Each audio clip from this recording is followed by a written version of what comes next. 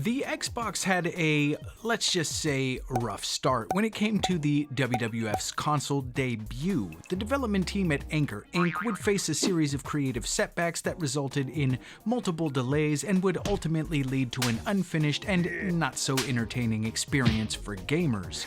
While PS2 fans were doing this, the Xbox owners had this. And I covered this one recently, so if you want to learn more about that, please go check it out. The reception for the WWF's arrival on the Xbox wasn't great, but the console was still young and the game was clearly rushed, so there was hope that the subsequent release would fare better. And it wouldn't be long before we'd get our first glimpse at THQ and Anchor's next wrestling venture on the big black and green machine, because in May of 2002, just months after the release of WWF Raw, the first teaser for the game's sequel would make its rounds on the internet. GameSpot would release a preview that very same month, offering a glimpse of many features, such as an updated roster with over 45 superstars, new match types, a legit season mode, multiple backstage areas, and a revamped Create a Wrestler mode, where songs ripped to the console's hard drive could be used for wrestler entrances. IGN would publish a preview of their own in September of 2002, though no new information was yet to be had that wasn't already shared by GameSpot. The game was announced for release in the first half of 2003, but as summer rolled around, it was clear that this was not going to be the case. However, around this time, many magazines such as Game Informer and GamePro started to showcase previews for the game, with many now listing the title as WWE Raw 2 Ruthless Aggression, a subtitle that wouldn't make it to the final product. We would also see an updated release set for fall of 2003. As this time frame grew nearer, we would see new videos of uninterrupted gameplay starting to circulate the web, as well as an additional trailer showing us many of the features mentioned in those early previews. And on September 15, 2003, the game would hit North America, with Australia and Europe seeing a release the following month. There would be no Japanese release, despite the development team being based out of Tokyo. While there's no clear reason on why this decision was made, it's likely due to the console's lack of success in the Japanese market, leading to many publishers slowly pulling out of that region. Would this sequel be able to win back the potentially lost fans that were still soured over the disappointment of its predecessor? Were the many issues and deficiencies addressed? And more importantly, would the game be fun? Whether you already know the answers to these questions or not, get ready for an in-depth examination of 2003's Xbox exclusive WWE Raw 2.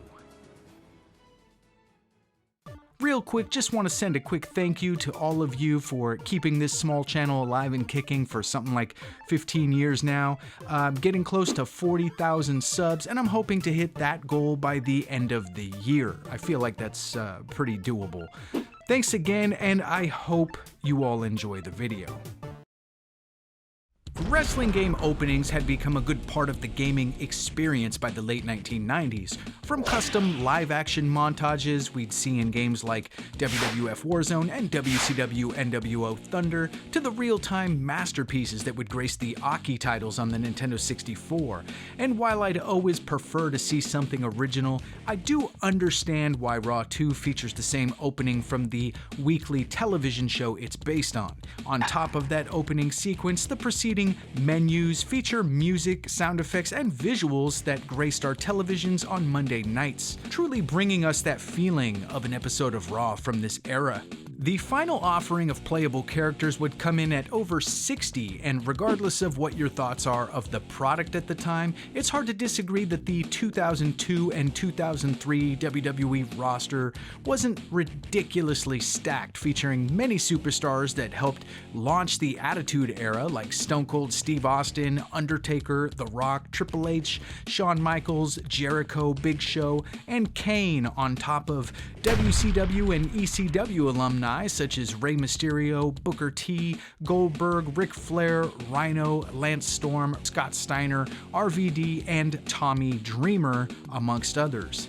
Add in many new faces that would become the future of the promotion: Randy Orton, John Cena, Brock Lesnar, and Batista, and you've got something special. And honestly, that's just scratching the surface. The Diva selection is quite generous as well, with 11 offerings including Jacqueline, Jazz, Lita, Molly, Nydia, Stacy Keibler, Stephanie McMahon, Terry Runnels, Tori Wilson, Trish Stratus, and Victoria. Raw 2 would also mark the one-time appearances of Jamie Noble and Shannon Moore as playable wrestlers in a WWE game. Despite this, there was still a fair share of wrestlers that didn't make the final cut. Remember that first teaser trailer from May of 2002? We saw a glimpse of the NWO with Hogan, Nash, and Hall, though the latter was removed during production despite having what appears to be a finished model. Most already know the troubled history of Hall's later career, so it should come as no surprise that they didn't keep the veteran after his release. And though Hogan and Nash did make the roster, their final versions feature slightly different facial models than that sneak peek. Another wrestler we got to see footage of was Jeff Hardy, who, similar to what happened with Hall, would be removed after numerous behind-the-scenes issues that would lead to his WWE release. DDP was listed as an inclusion in those early IGN and GameSpot previews, but soon retired in the summer of 2002, so it's quite possible that they never even started work on his character model, as we'd never see it in those previews. It's also rumored that wrestlers like Maven, Taz, Al Snow, Ultimo Dragon, Farouk, and a few others were planned to be included. Even many of the wrestlers that did make the final production would see some modifications during the development process. Matt Hardy was originally shown in his Hardy Boys attire, but would later don his version 1 appearance. We would also see pre-Hollywood era Rock and even Kurt Angle with a full head of hair. Other minor changes would include different attires for guys like Booker T and The Big Show, though these options would remain in the game and can be applied in the costume edit mode. What's that you say? Ah yes, one of my favorite features. Just like the glory days of the Aki grapplers back on the N64, you have the ability to edit the in-game roster's outfits, entrances, etc. And with 2 appearance options for each wrestler, you can decide to recreate some past personas or update a wrestler's recent gimmick change, all in one roster spot. And I've got to give credit where it's due, because Anchor did a great job of including multiple attires for most wrestlers, allowing for a great level of creative diversity. You can even add accessories like long beards and equip wrestlers with strange items that they'll carry down to the ring. And of course, I'm not going to be given a feature like this and not make things as bizarre as possible. You've peered at the roster and possibly even made some questionable custom attire choices, and now you're ready to take to the squared circle, but you'll need to select an arena. Wait, as in multiple options? That's right. While WWF Raw offered the laughable selection of one arena, we see 14 of them here, including the updated 2003 designs for Raw and SmackDown, as well as multiple pay-per-view events from 2002, such as Backlash, Judgment Day, King of the Ring, Vengeance, SummerSlam, Unforgiven, No Mercy, Armageddon, and Survivor Series, which I should mention does not accurately depict the Madison Square Garden entrance area opposite the hard cam, but they did set a Titantron down in its place, making it sort of like a hybrid look. In addition to the events from 2002, we'd see a few inclusions from 2003, including Royal Rumble, No Way Out, and WrestleMania 19. This was probably peak era for set designs in my opinion, and the inclusions here are top-notch without a doubt. Before the match begins, you'll be greeted with those familiar versus screens. You know, the ones where each wrestler does some sort of taunt or pose before freezing in place. I love that they included those here, even if some of them do look a little bit off. But again, it all helps to add to that presentation that each real-life broadcast offered. Entrances follow and are executed with some quality improvements when compared to the game's predecessor. The animations aren't perfect across the board, but they look a hell of a lot better than what we got in Raw. But some of the animations for getting into the ring and even some of the taunts could have used a little bit more refinement. The arena lighting here is next level, and the pyro truly looks spectacular, especially those smoke effects, but there are occasions where this is accompanied by some pretty noticeable slowdown. They continued the tradition of replicating those iconic broadcast shots that we'd see during real-life WWE events, which, believe it or not, wasn't always commonplace during this era of wrestling games. The ability to attack your opponent during his or her entrance returns here and can now be done during any match type, but sadly has been reduced to a quick cutscene followed by the match suddenly starting back in the ring. While most of the entrance themes and videos are accurate, there are a few that are questionable. The unmasked version of Kane wouldn't make it into the game, but his Titantron would. Not sure why they'd bother to do this unless maybe they planned on updating the Kane model, so they added the new entrance video first and then ran out of time for the model. It's hard to say for sure. Additionally, Mark Henry features no entrance video at all, and the theme for Goldust is played in a much lower pitch, which makes it sound a bit darker. We also see the Billy and Chuck version of Billy Gunn, though he comes out to his Mr. Ass theme. One of the coolest inclusions here is the fact that Hogan's Voodoo Child theme was licensed for the game, a track that has rarely been used throughout the history of WWE's releases. But in the grand scheme of things, it truly doesn't matter. And why is that, you ask? 2 words: custom soundtrack. Because not only can you edit a wrestler's entrance, as I previously mentioned, but you can do so with custom tracks stored on the Xbox hard drive, just as those early previews for the game made note of. Voodoo Child, Rock House theme, Real American, Dora the Explorer opening, Hogan can come out to any entrance music your heart desires. One thing you can't change, however, is the ring announcer. While we were fortunate enough to have Howard Finkel provide his iconic voice for the SmackDown branded events, for one reason or another they weren't able to get Lillian Garcia for the Raw shows, so they instead found somebody that sounds similar and played it off like nobody would notice. And surprisingly, many didn't, including reviewers and gamers alike. On the way to the ring, media! Many previews made note of a completely revamped game engine for Raw 2, and I'll be absolutely transparent here, that couldn't be further from the truth. Sure, there are some minor tweaks here and there, but anybody that's played the first game will quickly realize that not a whole lot has changed, but let's take a closer look at the controls to see what has. Navigate around the ring by pressing the D-pad in any direction to walk, or by double tapping it to run. You can also run with the left analog stick, allowing for quick directional changes, which looks a bit silly but can also be quite helpful when evading the AI's often repetitive tactics. Tie up with your opponent by pressing A, at which point you can perform light grapple moves by hitting X and any directional button simultaneously, or heavy grapple moves with A and any directional command. Irish whip an opponent by pressing the black button plus any directional prompt, and pressing this by itself will cause you to move behind a wrestler for a rear grapple opportunity. Back at the neutral position, strikes are performed by pressing the X button with different punches, kicks, and chops tied to different D-pad inputs. So X and up could be a big boot, X and down a clothesline, and so on. To dodge and counter maneuvers, simply press the B button slightly before your opponent's attack lands. Your right analog stick is used to taunt with 2 different options tied to the up and down commands, while the L and R triggers are used to focus on different opponents. You can perform running grapples with A, as well as rebound grapples when opponents are running towards you, also with A. Grapple and strike maneuvers against the turnbuckle function the same as they would against a standing opponent, and grapple moves can now be performed on wrestlers leaning against the ropes.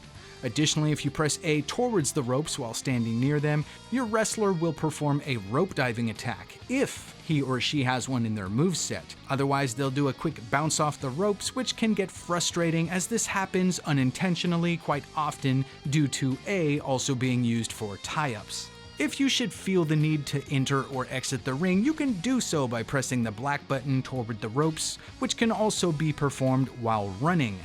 The black button is also used for climbing turnbuckles, where either X or A will perform diving attacks. Press Y with your opponent on the mat to initiate a pin, and X for ground strikes. Pressing A will grab a downed opponent, which can be followed up by pressing A again to pick them up, or press A or X with a directional prompt for grapple attacks. The white button is used to pick up and drop weapons, as well as sliding them into the ring, as if you attempt to enter with a weapon in hand, you'll just drop it. The black button can set up specific weapons like tables, chairs, and ladders, while X attacks with said weapon, and A is used to throw it, though they've toned down the distance in which they travel to a more realistic range. Finishers are performed by pressing A and X simultaneously after entering a tie-up. I think one of the most unique aspects about the finishers here are the required situations to set them up and perform them. For example, if you're looking to hit a 5-star frog splash, you won't need to climb the turnbuckle with a downed opponent. Instead, you'll need to grapple your enemy with his or her back against the turnbuckle. The people's elbow is performed by initiating a grapple against the ropes, leading to a spine buster followed by the elbow. Same goes for Hogan's leg drop, which starts as an Irish whip into the boot and bam, leg drop, brother. I don't know why I like these extended animations with multiple moves as much as I do, but I do. And with wrestlers given a finisher at multiple different positions, you'll see some pretty epic stuff here like top rope angle slams, Lesnar's shooting star press, the Harlem Hangover, Jericho's bulldog face crusher thingy with the moonsault off the ropes. It so reminds me of those other games I always reference. But of course, you can't just do these at any given moment. You're gonna have to earn your finishers, which leads us to the mechanics of the game engine. Last year's momentum system, shared on a single gauge across multiple wrestlers, has been replaced by the new voltage meters, with one for each participant, closer resembling that of which we saw in the Aki titles. And for the most part, they function much of the same as well. At the meter's maximum capacity, a wrestler can perform his or her finisher, while at the lowest, they're more vulnerable to pinfalls and submissions. Whereas the game's predecessor was a bit more punishing for performing repeated moves and strikes, this system is a bit more forgiving, and I find it much easier to keep momentum once it's been earned. Thankfully, the stamina system has been scrapped, so no more sitting back and waiting to catch your breath before you can perform even as much as a taunt. This helps to keep the pace of the match going because this is something where otherwise the game struggles just a bit. It's simply a sluggish gameplay experience, especially stacked up next to the SmackDown series. Not only do wrestlers move rather slowly, but button prompts feel a bit delayed, and referee counts can drag on for what feels like forever, unless you select the quickest counting of the bunch, Mike Chioda. Don't even get me started on how slow Nick Patrick is. 2, 3. After you get into a tie-up, it just doesn't flow quickly into your next move as it does in other games from the same era. And it's not uncommon to get stuck in situations where the AI keeps you down, making it feel impossible to fight back. Additionally, the CPU-controlled opponents will occasionally stop functioning as they should, whether it be making pin attempt after pin attempt after pin attempt, despite me mashing the buttons to try to get up or counter, or just watching them get permanently stuck while trying to climb the cell, never to move again. But where I experienced my fondest memories with this game was not with the CPU-controlled opponents, it was in the multiplayer modes. It's not that the mechanics get any better or anything, but what this title did was unite many teenagers under my roof, regardless of their feelings about sports entertainment. That ability to run with the analog stick, yeah, that was abused beyond belief, with many of us spamming running strikes and grapples, which typically led to at least one rage quit per session. And the fact that moves could be interrupted at any given time only added fuel to the already blazing inferno. Trolling at its finest. They weren't the most technical of wrestling matches, but we did not care. This was truly an entertaining multiplayer event. At the end of the day, there are definitely some issues you'll encounter here, and yeah, maybe the game engine could have benefited from some finer tuning, but with the improved button layout, polished momentum system, and the removal of that stamina meter, this one manages to feel like a more enjoyable experience than that of which we received in WWF Raw. With loads of new wrestlers, we see an arsenal of new moves added here as well, plus many new animations for returning moves. The quality has definitely improved here, which is evident when looking at the F5, Booker's scissor kick, Edge's spear, the Steiner recliner, and JBL's clothesline. Ouch! There's a definite contrast between the new and old animations, and because of this, the ones that were recycled from last year tend to look a bit out of place in comparison. And Nash's jackknife here, it's just doo-doo. And of course that's the case with some of the more basic moves as well, appearing rather stiff and robotic, or even just bizarre, like Bob Holly's legs completely turning into jello in this drop kick. And while we're on the topic of animations, I'd like to make note that there are no winning animations except for Royal Rumble, and then there are some in the season mode, but even those are only seen after winning a championship. Kinda crazy given the fact that Raw gave us at least a few. However, you do have about 5 seconds or so to run around freely and do whatever you want after a match, so that's something. The default match type is Exhibition, which can be won by pinfall and submission. There are many ways to play, including one-on-one, with or without a manager, tag, tornado, 1 vs 2, 1 vs 3, triple threat, fatal 4-way, Armageddon, which is essentially a fatal 6-way, 2 vs 2 vs 2, and 4 and 6-man versions of Battle Royals. And many of these options aren't limited to just normal matches either, because a lot of them can be selected for the specialty match types as well. Ah yes, the specialty match types. These are the things that our adolescent minds fantasized about as kids on the playground at school. Hey Johnny, imagine if that new WWF game had a Hell in a Cell. Oh, that'd be the best. I'd play that for like a bajillion hours. Well, guess what, Johnny? That time has come, because one of the biggest criticisms about the first entry was the lack of these match types. No cage, table, no ladder, not even a Royal Rumble. Well, I'm happy to say those are all here and then some. What this game was lacking in terms of gameplay improvements, it sure made up for with match variety. Now if you're feeling extreme, you can jump right into a hardcore or street fight match. Both of these allow for the use of weapons, though only hardcore allows for outside pins. Sadly, we were once again teased with backstage areas, and while they sort of exist in the season mode, they don't here. And what's worse is that you can't even venture up the ramp or aisle to the stage area, which was a really big disappointment for me personally. You can, however, now climb the commentary table and send your opponent crashing through it, and while those strange mystery crates from Raw are gone forever, you can grab weapons from under the ring, steal the obviously absent commentators' chairs, and use the steel steps to wreak havoc. While they've slightly toned down the goofy weapon selection from Raw, there are still many more available here than we would typically see. Umbrellas, plungers, frying pans, bowling balls, soda cans, pumpkins, and many more.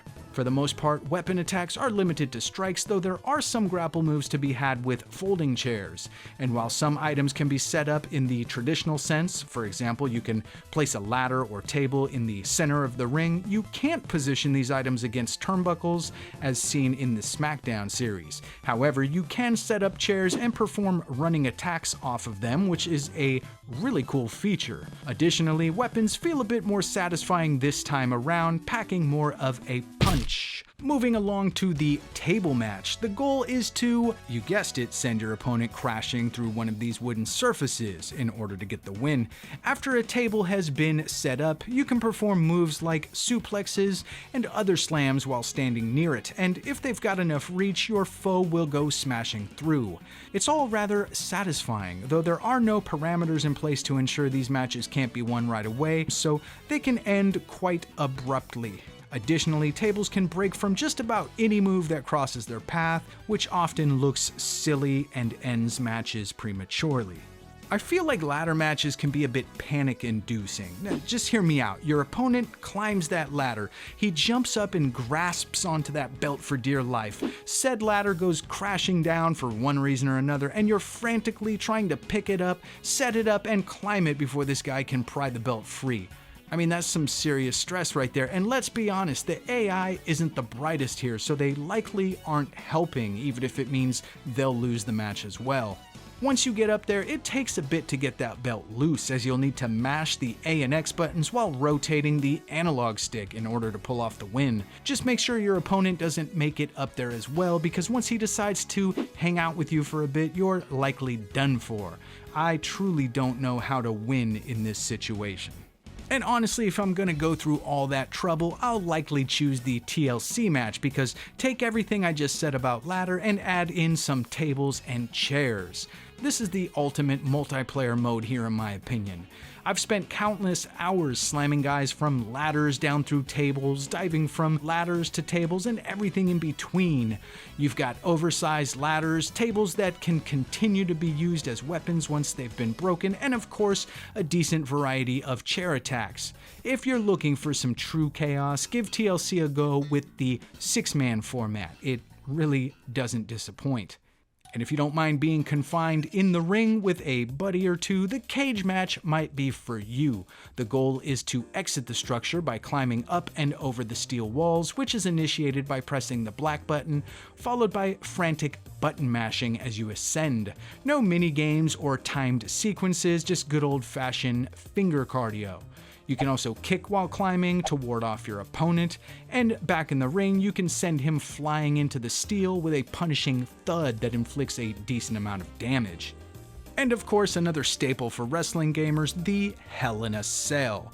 This structure is quite a bit larger than the typical cage, sporting a roof and allowing for the action to spill outside of the ring. If you want to break free from this contraption, simply perform a strike at either end facing the ramp or commentary table.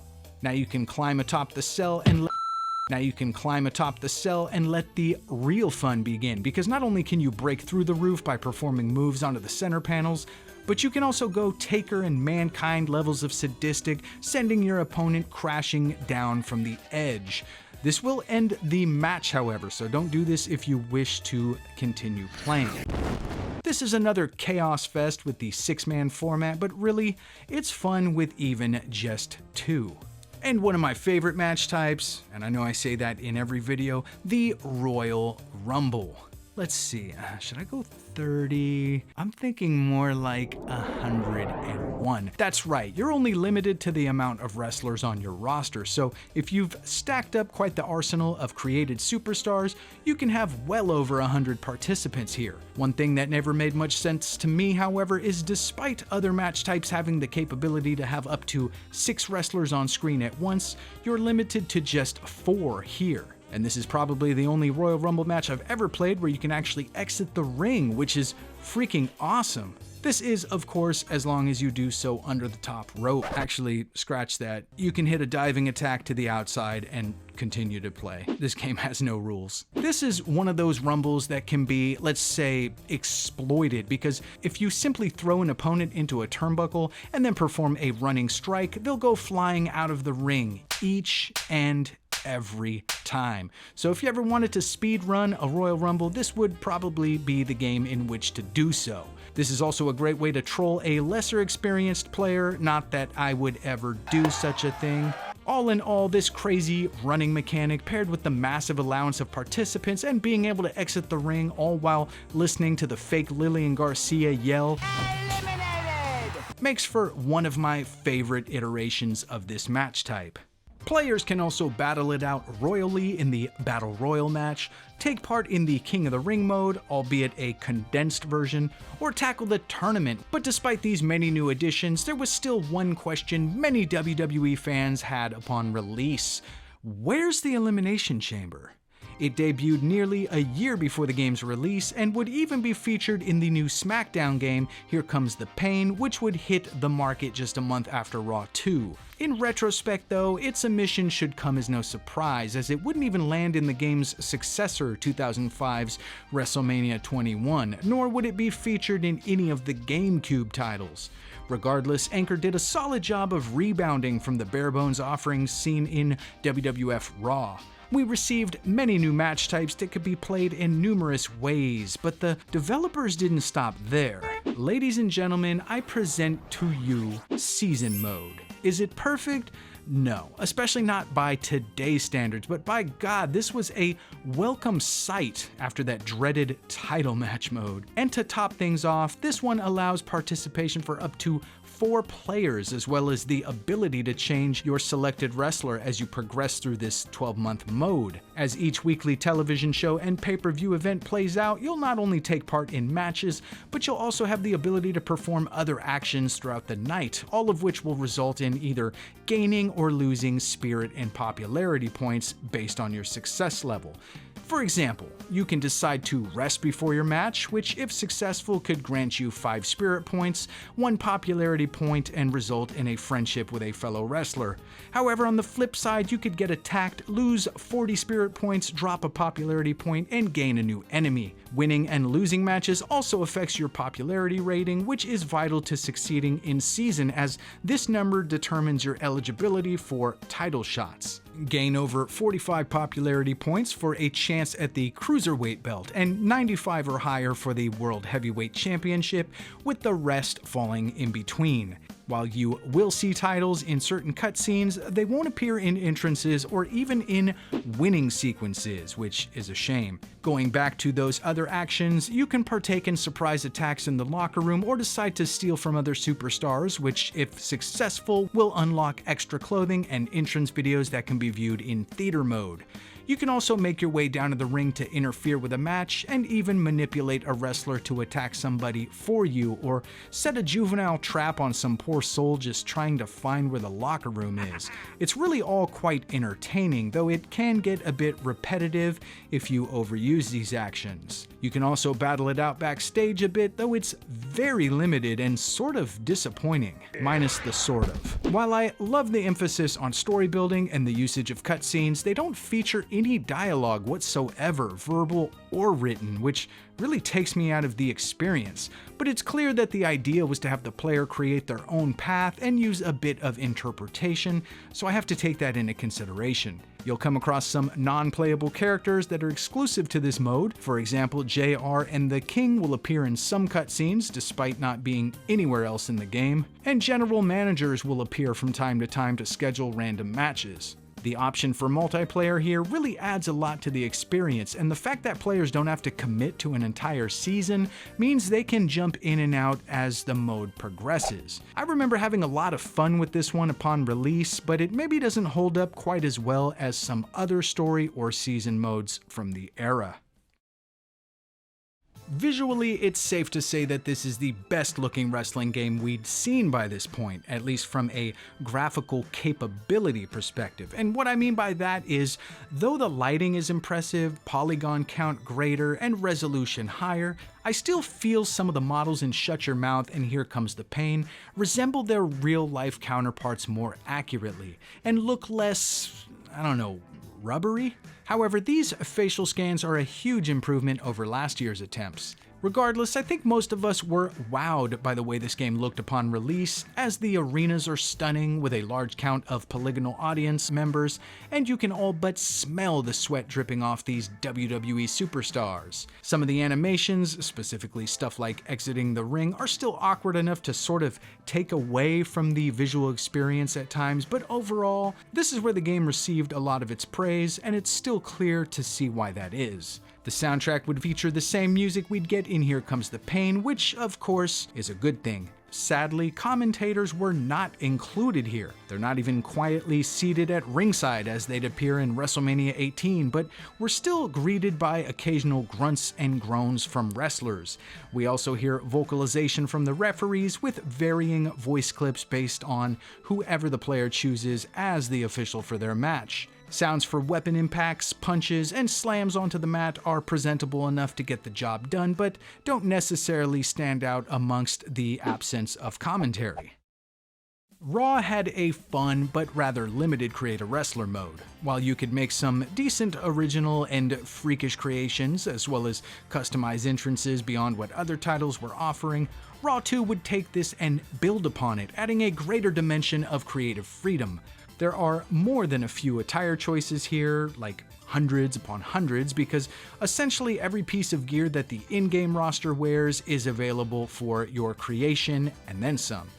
There are many items here for well-known wrestlers that were not a part of the game, past and present, which has always been a much appreciated inclusion for the create mode diehards such as myself. There are still some limitations when it comes to options for facial creation, with only pre-made selections available, and hairstyles are not only sparse, but many of them look a bit strange.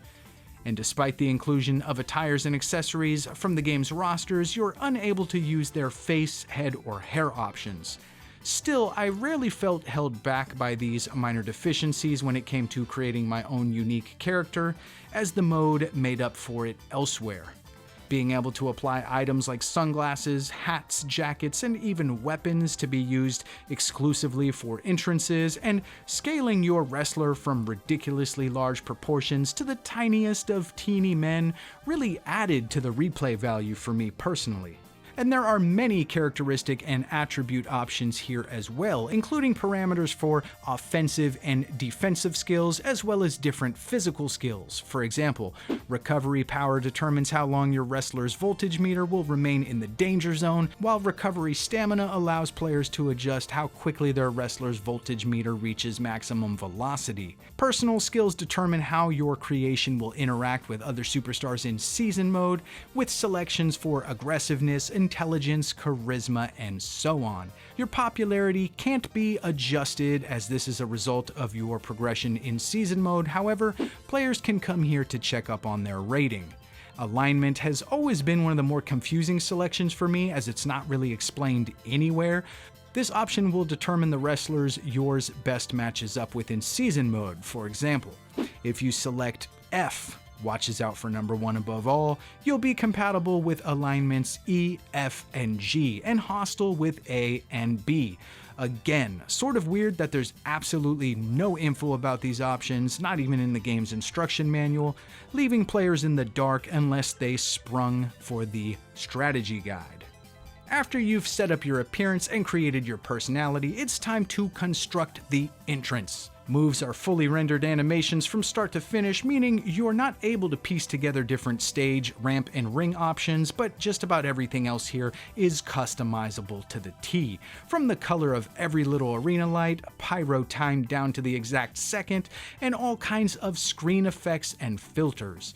As mentioned earlier, custom soundtracks can be used for entrance music, which was truly groundbreaking at the time, but this would also mark the debut of custom Titantron videos. And yeah, they're not perfect, as they use in-game renders of your character versus the live-action clips that accompany each WWE superstar, but the fact that I could add text, change screen color, and add various effects to my own custom video was sort of surreal to me in 2003.